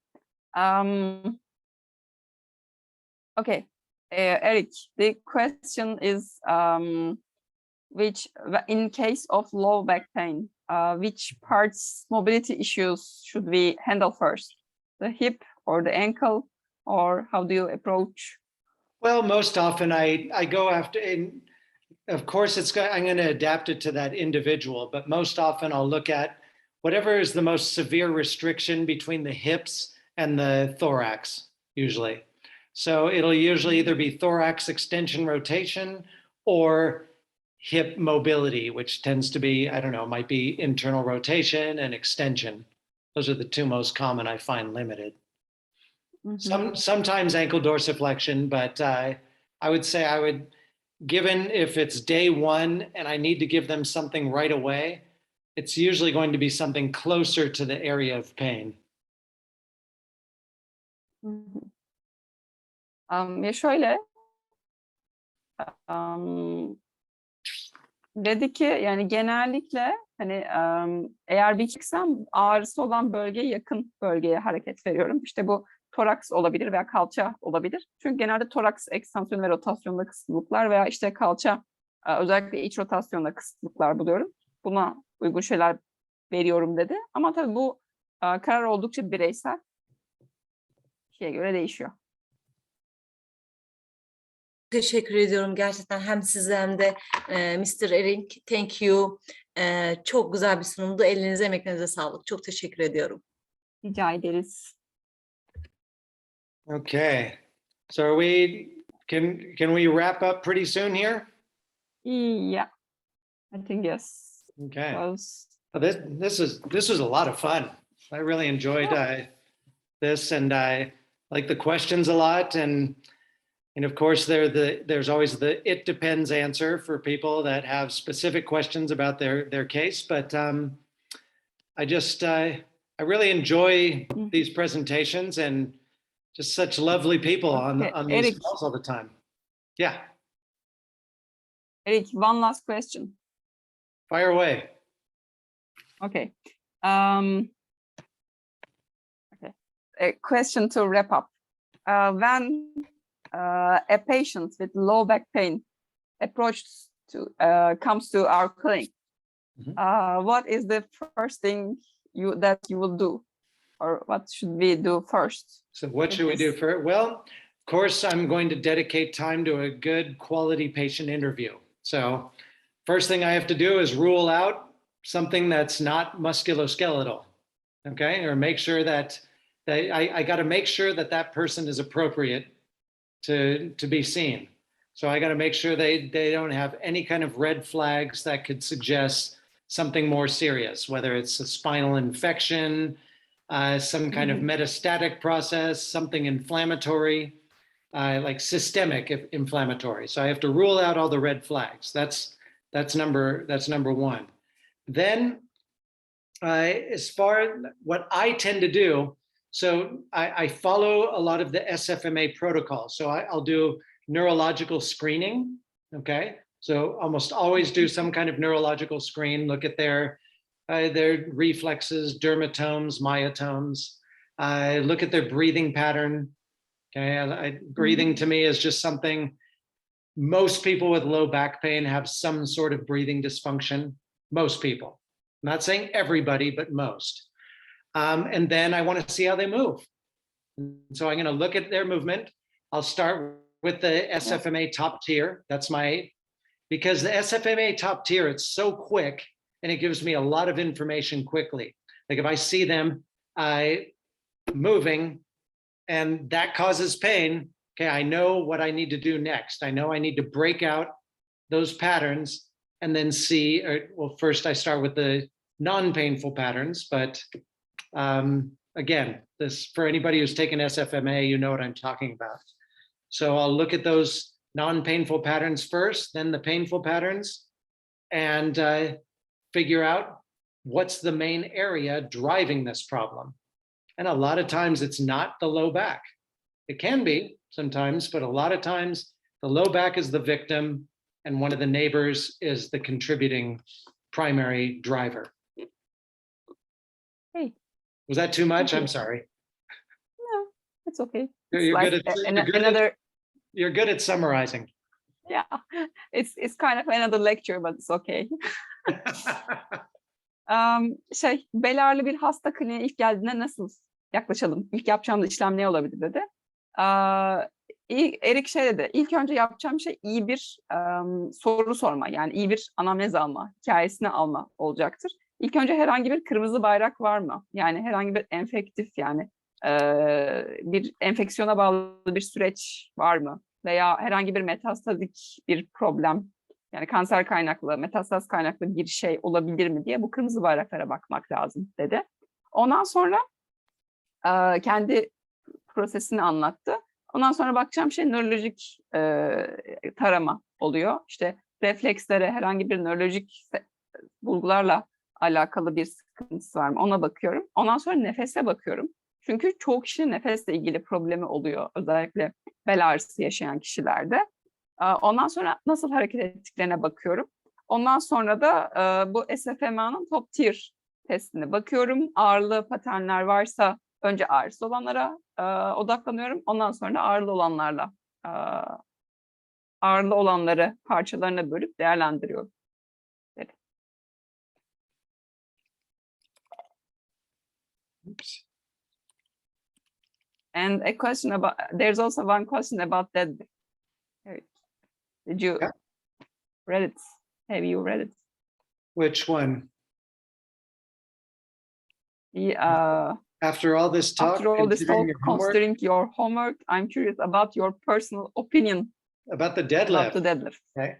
I think a well-executed deadlift, that's where you need a really good trainer, because a well-executed deadlift can be one of the best things for low back pain, but it has to be done correctly, because somebody who's doing poor deadlifting, they can really, really mess up their back. So you want to make sure you have excellent technique and that you're well coached. Deadlift konusundaki düşüncelerini sormuşlar başka bir soruda. Erik de dedi, yani iyi bir antrenörle çalışman lazım. Çünkü hani eğer doğru yapıldığında bel bölgesi için oldukça iyi bir egzersiz. Ama eğer kötü yönlendirildiğindeyse veya kötü yapıldığındaysa belde bir sürü sıkıntılara yol açabilecek bir egzersiz. Because for a quality deadlift, you need a flawless hip hinge, and you need to have a solid toe touch that's pain-free and that you can do. So you have plenty of enough of a buffer zone for your spine to be protected. And so if you really get into your hips, you're going to strengthen that posterior chain. And I think that's one of the best ways to protect the low back. Yani iyi bir deadlift yapabilmek için hani ayaklarına rahat bir şekilde erişebiliyor olman, rahat ağrısız bir şekilde erişebiliyor olman lazım. Hipinci iyi yapabiliyor olman lazım dedi. Ki bu sayede hani belini koruyacak bir tampon bölge yaratıyorsun diye cevapladı. Okay. Well, please, again, thank you, Fatma. You're a champion. You're very good at interpreting and summarizing all of my yak, yak, yak, yak, yak. And Engin, my brother, thank you as always for organizing this. And thanks to Quadra Athletics. And thank you to everybody for just tolerating me for nearly 2 hours. And it's fun. Really enjoyed it. Always pleasure to listen to you. Thank you for your presentation. Okay, well, I hope it was worth your time. Yeah, we can Thank you, stay, Eric. You guys take care and have a great summer. Hope you all get to travel and just enjoy life for a little bit. Hepinize iyi tatiller diliyor, iyi yazlar diliyor. Are we going to stay, Eric, after the webinar? Sure. Okay. Ben toparlayayım. Hem Fatma Nur'a hem de Erik'e çok teşekkür ediyorum. Yani sonuna kadar beklediğiniz için size teşekkür ediyorum. Hareket gerçekten sağlıktır. Her şeyden öte bizim kendimizin sağlıklı olması gerekiyor ki bize gelen insanlara biz sağlıklı olmaları için yol gösterebilirim. Bunun için bildiklerimizin bize yetmemesi gerekiyor. Çünkü çok güncelleniyor alanlar ve çok kaliteli insanlar var. Dolayısıyla biz de bunları sizlerle buluşturmaya çalışıyoruz ve aslında bu alanda gerçekten faydalı olmak istiyoruz. Hem sizlere hem de toplumumuza. Çünkü çok ihtiyacımız var. Siz de bundan vazgeçmeyin. Gelişmekten, öğrenmekten, öğreniyor olmaktan, hareketi önemsemekten. Yani bütün çalışmaların söylediği tek bir şey var. Egzersizin hiçbir hücre yok ki egzersiz fayda etmesin. Dolayısıyla hepimiz bir hücreden ibaretiz ve yaklaşık 40 trilyon hücremiz var.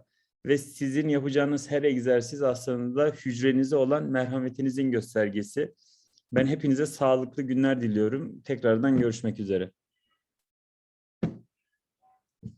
Bye bye. Love.